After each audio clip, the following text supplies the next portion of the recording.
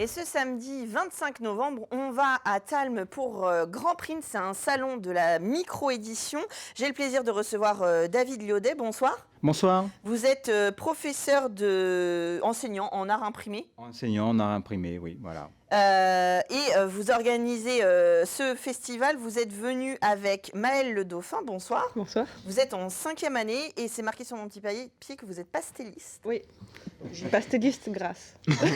D'accord, donc elle utilise du pastel gras et que ça. Voilà, ça va pas être du... Et Thibaut Castex, bonsoir. Et alors vous êtes peintre. Oui, tout à fait. Un médium en particulier La ou... peinture à l'huile, précisément. D'accord, Après, non, mais parce que comme ça, voilà, on est... alors, cette idée, Grand Print, c'est la troisième édition. Troisième édition. La première édition a eu lieu il y a 4 ans. C'est tous les 2 ans, en même temps que la Biennale du Son. Enfin, la même année que la Biennale du Son à l'école, il y a Grand Print. Voilà, c'est une manifestation. Enfin, c'est un salon. C'est très important de dire que c'est un salon et pas une exposition. C'est-à-dire que les gens sont là, ils vendent leur production. C'est ça, on peut acheter. Enfin, On peut ils acheter, vendent et évidemment. on peut acheter. Ils viennent, eux, ils viennent pour vendre. Oui, bien sûr. Voilà, donc, mais aussi pour échanger, voir, se rencontrer. Voilà, parce que c'est un petit monde et donc on est content de se retrouver aussi lors de salons. Alors, Voilà. ce petit monde, justement, pour nos téléspectateurs, ça veut dire quoi, Grand Print? J'ai parlé de micro-édition. Qu'est-ce qu'on va retrouver? Alors, on fait, dans le salon Grand Print, on fait de l'auto et de la micro-édition, c'est-à-dire que ce sont des gens qui produisent eux-mêmes, souvent à petit tirage. Donc, c'est pour ça qu'on dit micro-édition. Leurs œuvres, en fait, ils ne passent pas par un éditeur, donc avec leurs machines, souvent des machines de bureau, des photocopieurs, des sérigraphies, ils produisent eux-mêmes, ils ne passent pas par un éditeur. Donc c'est un marché qui est très particulier parce qu'en fait, ça permet aux artistes d'être beaucoup plus libres. En fait, ils n'ont pas de ligne éditoriale, ils font ce qu'ils veulent. Et ils sont en vente directe, donc aussi pour eux c'est intéressant. Et ça permet aussi d'avoir un type de travail qui est un travail beaucoup plus populaire, beaucoup plus accessible pour le public. Oui. À la fois en termes de format, souvent d'esthétique aussi, parce que ça s'adresse avec toutes les fanzines, les livres d'artistes qui sont peut-être un petit peu plus faciles pour rentrer dans l'univers de l'artiste. Et puis évidemment, en termes de tarifs aussi, parce que quand on est sur de la micro-édition, on n'est quand même pas forcément... Il y a des exemplaires numérotés, mais voilà, on est sur des tarifs un peu plus accessibles que des œuvres... C'est aussi l'idée aussi de ce salon, c'est de montrer que l'art contemporain, c'est pas seulement les grandes collections de Pinault à Paris, c'est aussi des gens qui travaillent chez eux, qui font une édition et qui existent comme ça, et qui produisent un travail qui est tout aussi original et aussi important pour eux qu'un autre. Hein. L'édition, c'est pas un moins bien que une œuvre originale. L'édition, ce sont des œuvres originales, mais tirées à plusieurs exemplaires. Bon, vous parlez à une convaincue, puisque j'ai une collection que je vais venir enrichir ce samedi. Mais bref, alors Maëlle, vous êtes pastelliste grasse. Oui. Vous faites des tirages, non, mais est-ce que vous reproduisez vos pastels ou vous faites des œuvres originales? Non, alors bon, mon appellation est un peu incomplète là. Hein.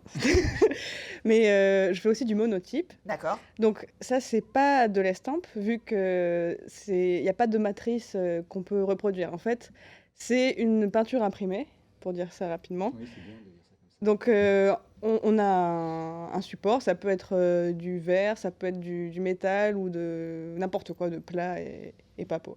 Pas poreux, ouais. Et donc on peint à l'huile dessus ou à l'encre d'impression et on passe cette plaque à la presse et c'est le contact de cette plaque peinte du papier passé à la presse qui donne une sorte de peinture sur papier. Et du coup, c'est unique. Oui, il n'y a qu'un seul tirage. Parce que si vous faites plusieurs tirages, il n'y a pas la même dose d'encre. Il peut y avoir un reste, un fantôme, mais il faut le reprendre et du coup, il n'y a pas de multiple pour ça. Monotype. Monotype. Et est-ce que vous allez présenter des œuvres ce week-end? Quel univers vous allez présenter? Alors, ce sera des monotypes que j'ai fait depuis les 2 dernières années. Donc, ça fait partie de mon travail. Donc, c'est des monotypes figuratifs. Alors, souvent, c'est des zooms sur un seul élément, donc ça peut être des éléments organiques, des détails d'animaux, ça peut être... c'est assez emprunté au surréalisme parfois. Oui, c'est un univers très onirique aussi. Oui, Mal, ouais. et avec de l'humour aussi des fois. Ouais. Un petit peu d'érotisme, enfin souvent, voilà. clairement. Même. Comment vous nous faites un teasing. Thibaut, qu'est-ce que vous allez présenter ce samedi? Alors moi pour le coup pas un travail de gravure ou de presse en fait. Je vais présenter des petites éditions mais alors pas en tant qu'exposant singulier parce qu'en fait il y a plusieurs types de publics qui viennent, il y a des collectifs, il y a des artistes individuels et puis il y a une table pour les étudiants d'Angers, de Tours, Le Mans et même il me semble si je dis pas de bêtises d'autres villes de Caen. Les Beaux-Arts de Caen. Donc en fait c'est aussi l'opportunité pour nous de faire exister des tout petites choses qui viennent là et donc moi j'ai imprimé une petite édition d'assiettes politiques. C'est des assiettes à motif de décoration politique et donc j'en ai fait une petite édition, des petites éditions de dessin.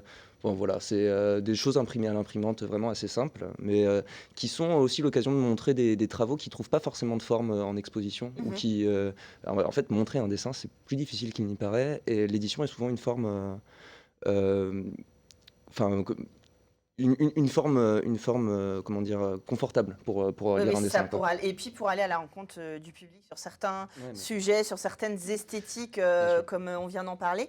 Alors, il y a les étudiants, évidemment, des Beaux-Arts, et puis il y a d'autres structures. Alors, il me semble qu'il y a Riso Éthique, par exemple, qui va présenter de la Il y a, risographie. ouais, alors on a plusieurs. L'intérêt aussi parce que c'est aussi un acte pédagogique de faire un salon dans Bien une sûr. école d'art, hein, donc il faut montrer aux étudiants et au public de la ville du Mans plein de techniques. Donc on a de la riso, de la sérigraphie. Cette année, on n'aura peut-être pas de litho directement, de la gravure sur bois, enfin des choses comme ça. Après, toutes les éditions similaires, riso, photocopie, etc. Mais on a aussi un panel de public, d'exposants qui vont des cours du soir en roman graphique à l'école, l'étudiant ou l'étudiante, le collectif. Alors, on a des collectifs féministes, on a plein de collectifs très différents, et puis des collectifs d'artistes. Donc, on a vraiment un panel très très large avec des niveaux très très différents. Et on aime bien à l'école assumer justement ce niveau Oui, très très différent. Ces Très, disparités, voilà, mais les qui gens font se aussi la croisent, richesse de la qui font rencontre. la richesse du salon, oui. Voilà, on Alors, passe c'est vrai que un- c'est un milieu, en plus, vous l'aviez dit tout à l'heure, c'est un milieu